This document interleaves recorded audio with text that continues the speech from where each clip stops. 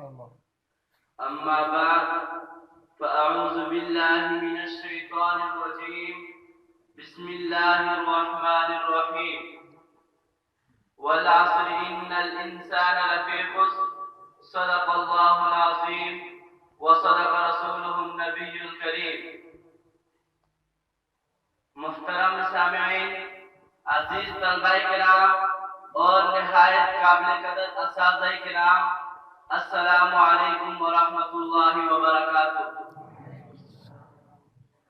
آج میں آپ حضرات کے سامنے وقت کی قدر و قیمت کے متعلق چند گزارشات پیش کرنا چاہوں گا. سامعین محترم، وقت کی قدر کیا ہے، وقت کی عظمت کیا ہے، وقت کی شان کیا ہے، وقت کا مقام کیا ہے، وقت کا مرتبہ کیا ہے. ہم اس سے اندازہ لگا سکتے ہیں کہ اللہ تعالیٰ نے وقت کی قسم کھائی ہے.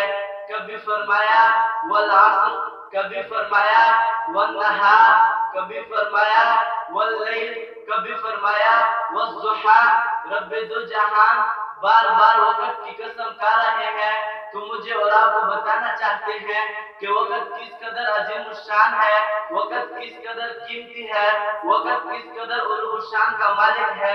یہی تو بات تھی جس کو امام شافعی رحمۃ اللہ علیہ نے یوں فرمایا: الوقت سیف اقطعہ والا قطع. وقت تلوار کی مانند ہے، اگر چاہو تو اس کو قیمتی بنا لو ورنہ یہ تمہیں ضائع کر دے گا. سامعین محترم، وقت قیمتی بنا کر ہی تو حضرت ابو بکر امیر المؤمنین بن گئے. وقت قیمتی بنا کر ہی تو حضرت عمر عدالت کی پہچان بن گئے. وقت قیمتی بنا کر ہی تو حضرت عثمان خلیفۃ المسلمین بن گئے. وقت قیمتی بنا کر تو حضرت علی المرتضیٰ امام المتقین بن گئے. حضرت حسن سید الامہ بن گئے.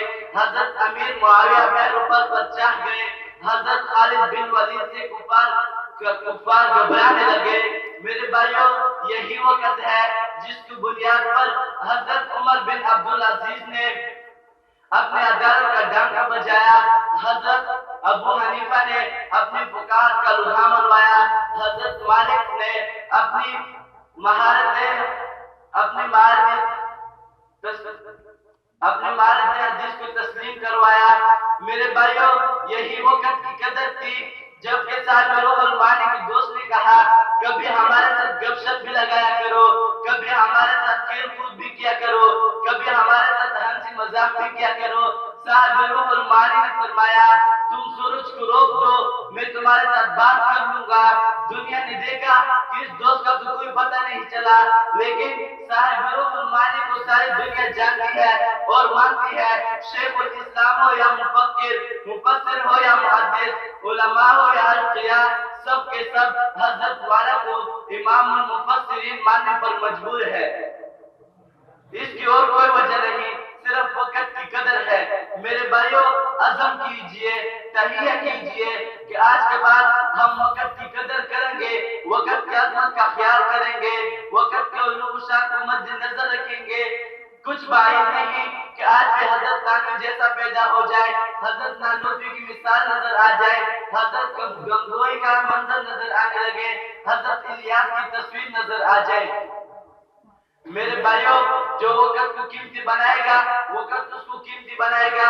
جو وقت کی عظمت کا خیال کرے گا وقت اس کو عظیم کر دے گا. جو وقت اس کو عظیم کر دے گا، جو وقت کو قیمتی بنائے گا وقت اس کو قیمتی بنائے گا.